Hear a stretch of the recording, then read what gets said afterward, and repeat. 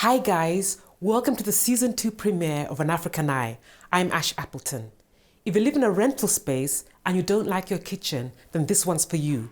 I'm going to show you 5 easy ways to jazz it up, and there's also a bonus tip at the end, so stay tuned.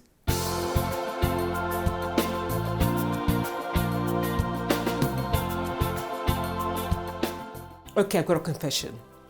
I own this apartment, but it still has the original kitchen that it came with, and it just doesn't work. I don't like it. So one of my big projects for this year is to give it a completely new look. So watch out for that episode. That'll be coming soon when I actually get around to doing it. Anyway, so in the meantime, the last 2.5 years, I've had to live the kitchen. So what have I done? What can you do? So here goes. Tip number 1. You should know the drill by now, paint. When I first moved in here, the walls were beige, and the first thing I did was paint them white. So tip number 1, paint your walls white, and immediately that's going to give it a huge lift. What happens if your kitchen is fully tiled? This is a problem a lot of people have. Well, what you can do is artwork. If you go back to season 1, episode 7, it's all about art and what you can do to bring it into your home. So have a look at that one. Yes, so if you've got a fully tiled kitchen, try and distract from ugly tiles with artwork.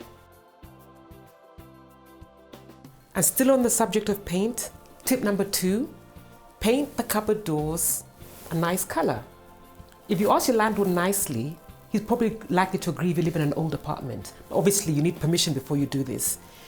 If it was me, I'd paint these white again, because that's an easy fix. White always looks crisp and clean and bright. One thing I'd advise against is actually taking off the doors completely.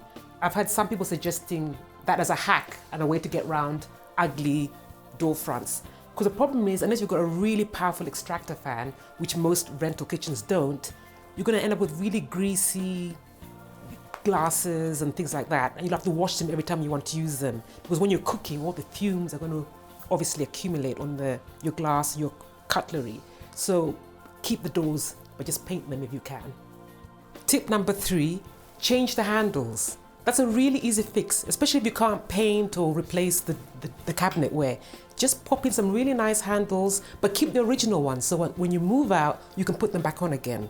That's what I'd have done if I was renting this space, for example. I'd have just changed the handles. Something probably bright and poppy to reflect the rest of my interior. Tip number 4, get rid of the cooker gap.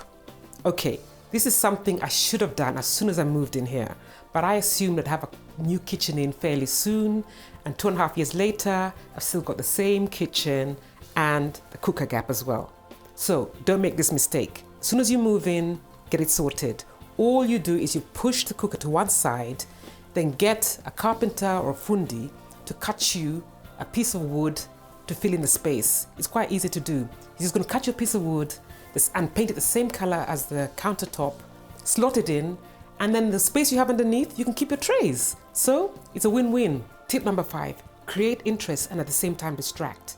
So what you're aiming to do is distract from the things that you don't like about your kitchen and get the eye to focus on the nicer bits. So what I've done, I've got a lot of pops of red, as you can see, and I've got coordinated accessories.